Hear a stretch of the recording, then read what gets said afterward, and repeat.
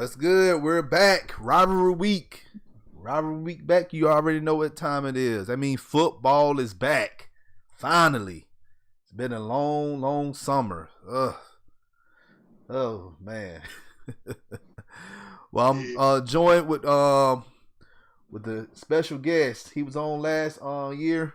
Big Frank, what's good? How you doing? Thank you for joining us. No, I appreciate the invite. Anytime I can come on and talk some football, I'm ready to do it. And I tell you what, it's been a long 6 months with this coronavirus, but it's good to be playing some football again. We got NFL, we got college, we got high school, we got everybody doing it. So it's an exciting time, that's for sure. Yes, you're right about that, man. I'm just to the point, man. I'm just so happy. I can just fall down in tears right now. You just don't know how happy I am. But hey, guys, if you're listening to this, if you're new to the channel, you already know what to do. Hit that like button, hit that subscribe button, share this content out with other college sports fanatics, and hit us up in the comment section. As always, come holla at your hometown sports podcast. So before we get into the focal point of our show, make sure you're following us on social media, on Twitter at FILA_SP. Check us out on Facebook, FILA Sports Podcast. And if you just want to check the audio out, we on Apple Podcasts. We also on Spotify. We on Google Play.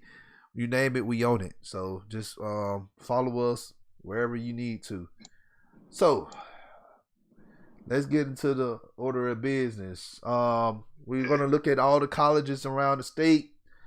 Kennesaw State opted out for their 2020 season. This is sad. Like, I wish I could have some funeral music playing, but hey, oh well.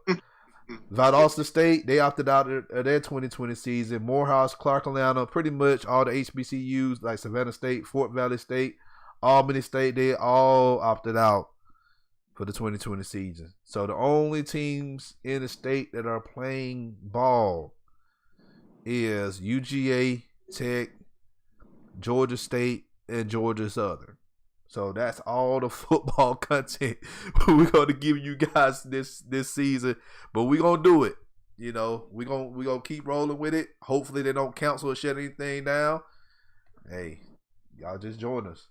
So, upcoming games this week. Tech, they have their season opener. They're going down to Tallahassee to play Florida State. That will air this Saturday at 3:30 on ABC. And then you also have another game that we're going to be talking about tonight. Campbell comes to Statesboro to play the Eagles, Georgia Southern, at 3:30. That game is going to be on ESPNU. So we knew, especially in Southeast Georgia, we love our football. I lived down there for a little bit. I've relocated since, but we love our football. You knew good and well we weren't gonna cancel football. Nah. Can't hold them down, man. There's no way. Wasn't gonna happen. Exactly. So, we've seen a lot of Coach Lunsford in the past.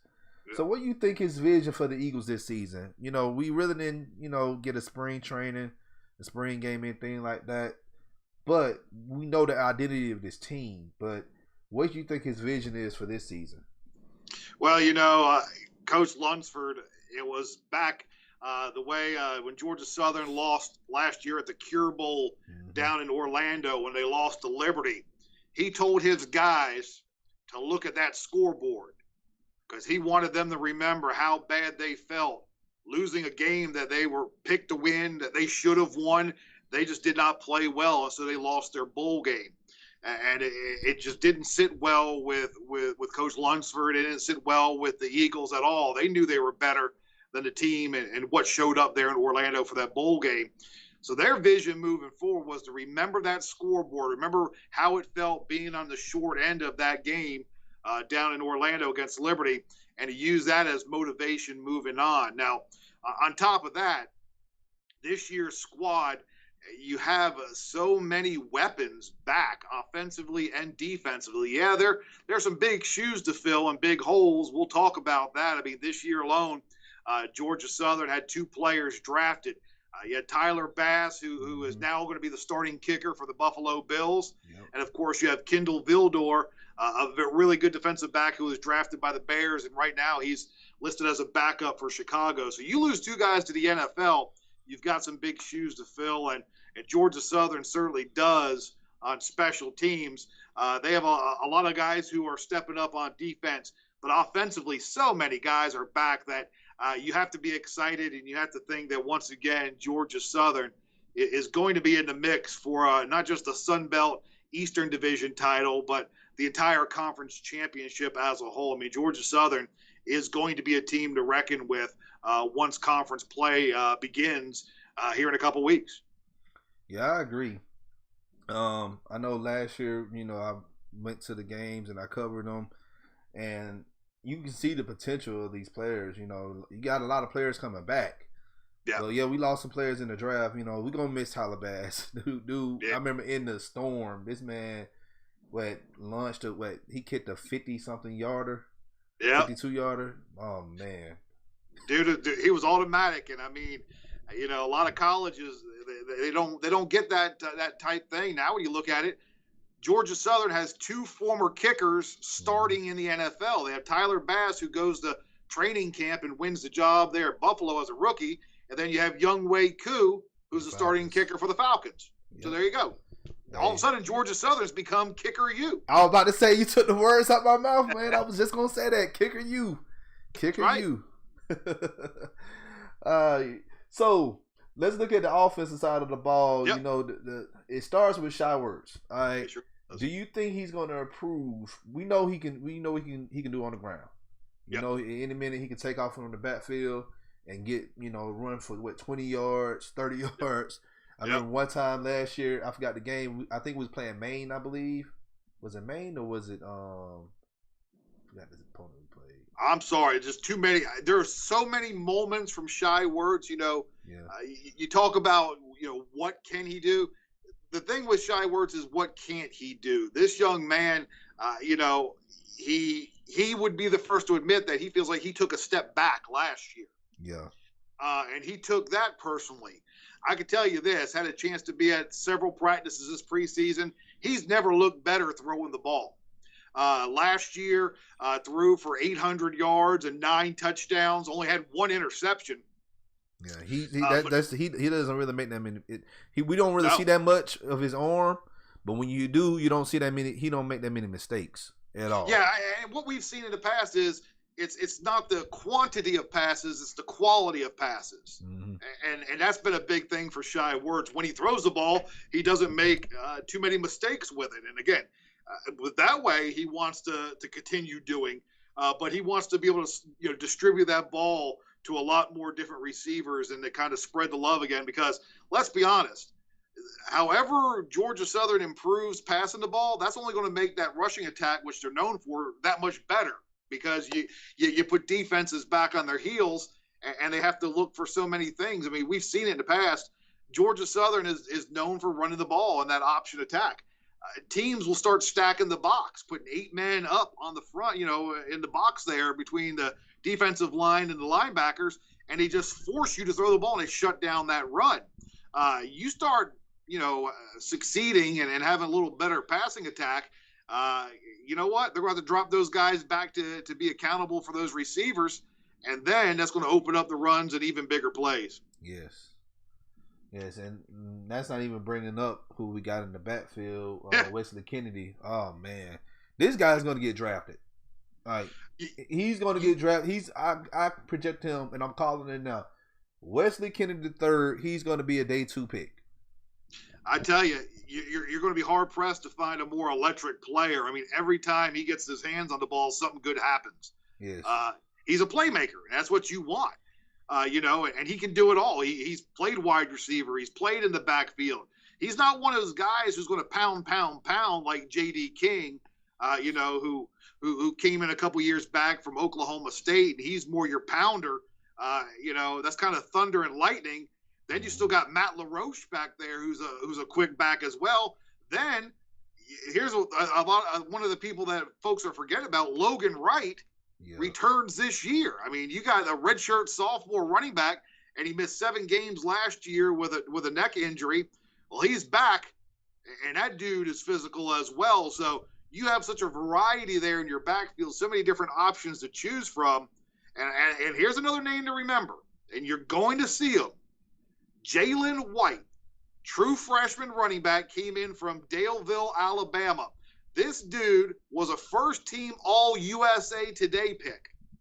He was the best player in the state of Alabama as a running back, and he comes to Georgia Southern only to add depth to that. And in a couple of years, that's going to be his backfield. So you got so much talent there at the running back position.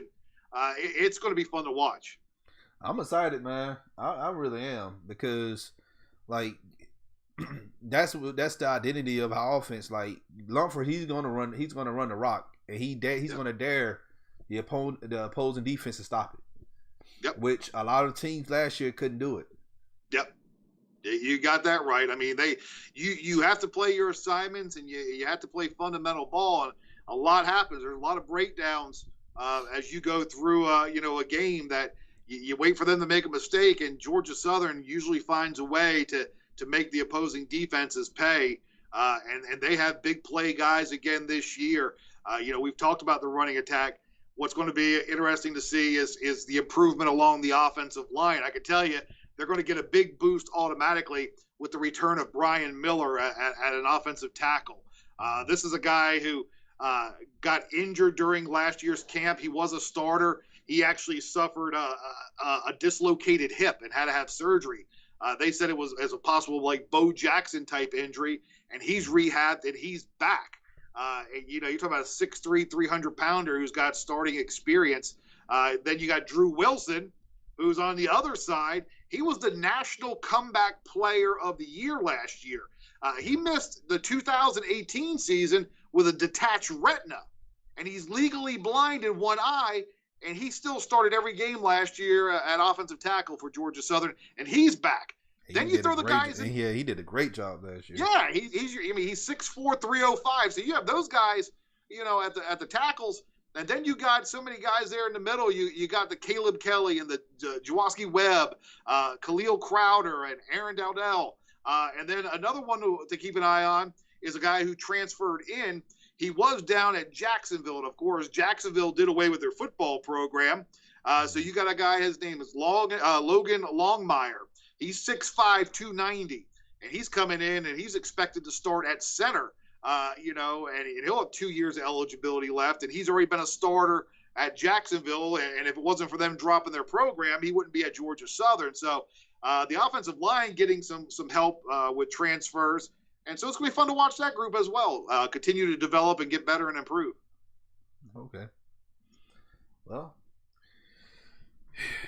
I'm just excited for this season, man. I really think we can, really take the Sun Belt and, run with it. Let's talk about the game this Saturday against Campbell. What's your prediction?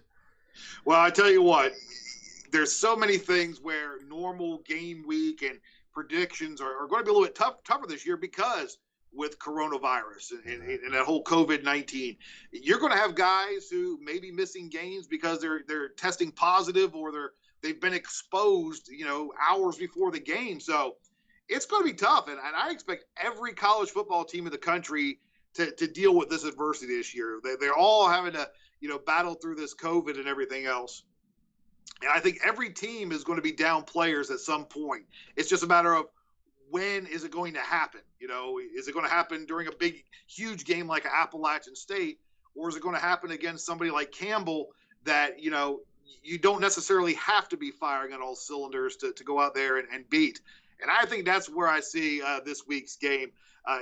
Campbell, they're only going to play 4 games this season. They're they're out of one of those conferences that decided not to play, but they're allowing those teams to play 4 non-conference games, and Georgia Southern is one of them. In fact, Campbell is playing Georgia Southern, and then they're going to actually play a couple more Sun Belt teams as well. So they're getting their pay games is what they are. So yeah. I think what you're going to see from Georgia Southern is you're going to see a lot of guys play. You're going to see a lot of young guys getting that opportunity as well, because you need to go ahead and get depth. You need to get as many guys game experience as possible. So if down the road that coronavirus comes up and rears its head, and you have to sit a bunch of guys. So I'm expecting Georgia Southern to play a lot of guys. Does that mean that they're going to struggle? No, I think the system is in place, and they're just really, you're going to be able to put a new guy in and watch it, but we're going to be able to see, just how deep this team is this week against Campbell. There's no doubt Campbell's going to be outmatched. This is the first ever meeting between Georgia Southern and them. I think this is one of those games where Georgia Southern wants to come out. They don't want to make penalties. They want to be clean. Yes, it's a real game. Some people think this is a glorified scrimmage. Well, it's really not that, but for these guys, it's a chance to hit somebody else. And I think more than all the offense that we've talked about, I think the real big key here is going to be the Georgia Southern defense. Exactly. I really think Campbell is going to struggle to get their offense, going in this one. Thanks in part to the Georgia Southern defense, which I'm going to tell you what, they're going to be fun to watch. These guys have a chip. They like to hit, and they're very physical, this defensive bunch. And it all starts up front with Raymond Johnson III. Dude can play on the other defensive end. You got Dylan Springer. And then, you got guys like C.J. Wright who will be in there and some of those other ones. Then you start talking about the linebackers. Rashad Bird leading the way there. Raynard Ellis and Randy Wade Jr., Todd Bradley, Chris Harris. All these guys really like to hit. And I think they're going to create just chaos for Campbell, because I think Campbell's going to be a little bit rusty. I think with them not playing a full season, this is going to take them a while to find their rhythm. And that Georgia Southern defense isn't going to make it any easy. So, I mean, if you're really looking at how this thing breaks out, I think Georgia Southern is far superior, the best team. And I don't see this being a close game. I think Georgia Southern wins by at least 3 touchdowns. I think that's really how it is and how it should be when you're playing the FCS and what Georgia Southern brings back. Again, it's going to be early season. There's a chance of rain on Saturday. All that can kind of play in. Again, it's always a chance of rain in Statesboro.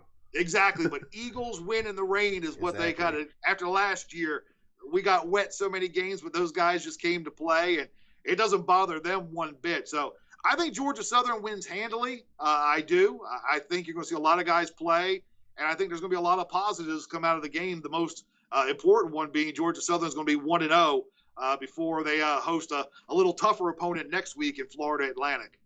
Okay. I agree with you. Everything you said. Yeah, they're going to win. It's going to be a blowout.